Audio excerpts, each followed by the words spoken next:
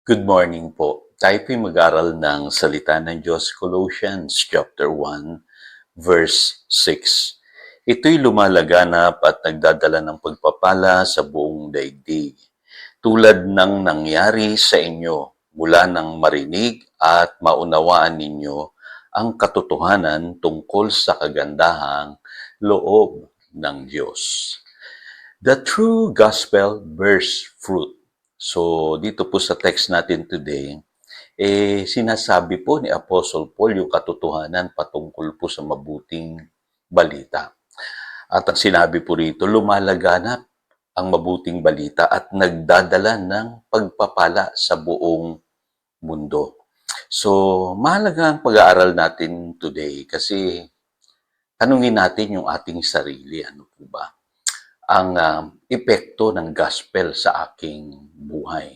May resulta ba ito? May nagaganap bang pagbabago sa aking buhay? Totoo ba yung gospel na napakinggan ko? At malinaw po na kapag napakinggan natin yung totoong mabuting balita, ito'y nagdadala ng pagpapala sa buhay ng tao. Ano po? Sa English Bible po, sabi sa Colossians chapter 1 verse 6, all over the world, the gospel is bearing fruit and growing. So, ibig sabihin, ganun po ka-powerful ang impact ng gospel. Ito'y lumalaganap at nagdadala ng pagpapala sa buong daigdig. Ano po?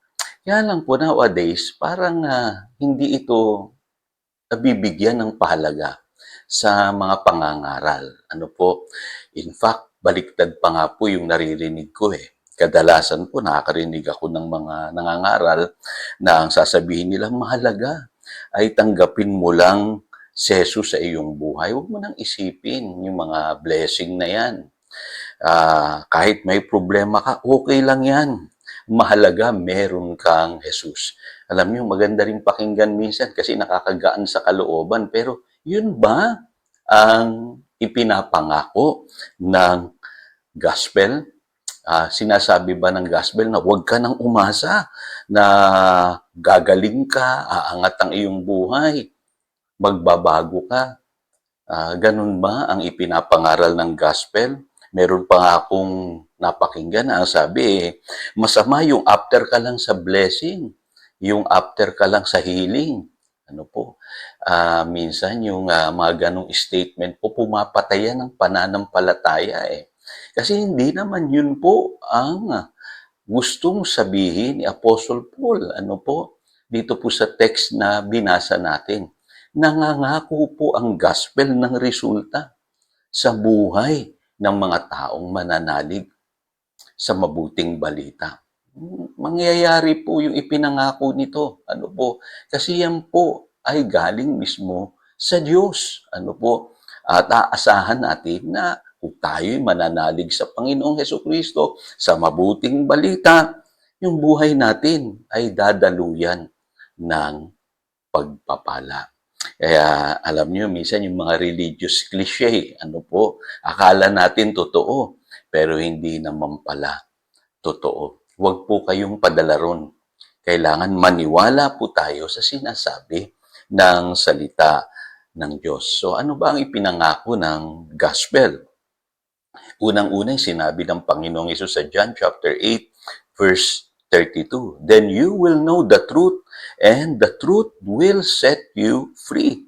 Freedom po, kalayaan sa kapangyarihan ng kasalanan. Kaya kang baguhin ng gospel. Pinapangako ng totoong gospel, power. Yun yung sinasabi ni Apostle Paul sa Romans chapter 1 verse 16.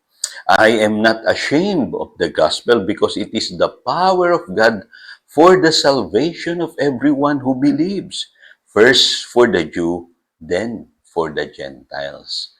So, even si Apostle Paul, hindi siya nahihiyang sabihin ito. May power yung gospel.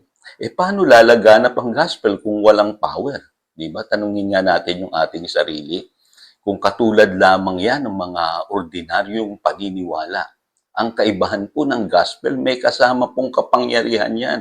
Once ipinangaral. Ano po? At sa Hebrews chapter 2, verse 3 and 4, sabi dito, God also testified to it by signs and wonders and various miracles and gifts of the Holy Spirit distributed according to His will. So, may signs and wonders, may miracles. Kaya makikita nyo po doon sa mga totoong ah, simbahan na nangangaral ng mabuting balita, may mga nangyayaring pagbabago sa buhay ng mga tao, may mga gumagaling, may nakakaranas ng pag-angat sa buhay. Ano po? Mayroon pong pangako ng mga miracles na nagaganap sa kanilang buhay. Ganon ba ang nararanasan mo ngayon, kapatid? So, medyo siguro napapaisip ka. Kasi pinangako po ng Diyos yan. Signs, wonders, miracles, ano po, and gifts of the Holy Spirit. Kaya katulad ni Paul, ako po hindi ako nahihiyang sabihin na may mangyayari sa buhay mo the moment you believe in the gospel. Kaya lang may binabanggit diyan kasi, sabi rito, simula nang marinig ninyo at maunawaan ninyo ang katotohanan tungkol sa kagandahang loob ng Diyos. So, hindi lang dapat napakinggan natin, dapat nauunawaan natin yung power ng gospel. Ano po? So, don't limit the power of the gospel by your interpretation of the gospel. Kung ano yung narinig mo sa mga pangangaral na mali, huwag mong paniwalaan yun. No? Yung mga nangangaral na walang kapangyarihan ng gospel, ang mahalaga lang, masave ka, umakyat ka sa langit. There's more, kapatid. Marami pang ipinapangako ang mabuting balita sa iyong buhay. Kaya kailangan maniwala ka na may healing, may deliverance, maniwala ka na makakalaya ka sa mga pinagdadaanan mong mga problema, bondages, no? Meron pong ipinapangako ang gospel. Ano po, at huwag kang padadala dun sa emotional trap. Akala kasi nung iba, makukuha lang sa pasigaw-sigaw, palundag-lundag, pakanta-kanta. Si Lord, ano po, hindi po. Kailangan maintindihan natin yung truth at yung mga promises na meron sa Word of God. Ganun po, kumilos ang Diyos. Ano po, ang kilos po ng Diyos ay sa pamamagitan ng kanyang salita na dumarating po sa atin. Ano po, at kapag pinanampalatayanan natin yon, doon po nagaganap ang resulta ng gospel. Ano po, at panghuli, exercise your faith. Kaya mag-iingat po kayo sa mga nangangaral na sasabihin, hindi na kailangan niyang faith. Kailangan po. Ano po, malaki po ang pagkakaiba ng taong nananampalataya sa hindi nananampalataya.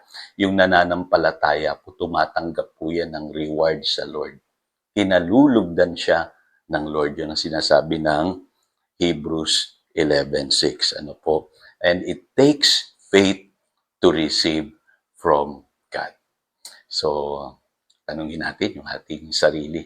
Nararanasan ko ba yung resulta ng gospel sa aking buhay? Tayo po'y manalangin. Dakilang Diyos, I pray in the name of Jesus na bawat nakikinig po ng pangangaral na ito ay baguhin mo, pagpalain mo, iparanas mo sa kanila yung pong ipinapangako ng mabuting balita. Kasi ang totoong mabuting balita ay nagdadala ng pagpapala sa buong daigdig, sa buhay ng mga taong nakakaunawa nito. Salamat, Panginoon. Purihin ka. Yan po aming panalangin. In Jesus' name we pray. Amen and amen. Again, ito si Pastor Jojo, nagpapaalala upang daluyan tayo ng pagpapala, manatili tayo sa kanyang salita. Good morning.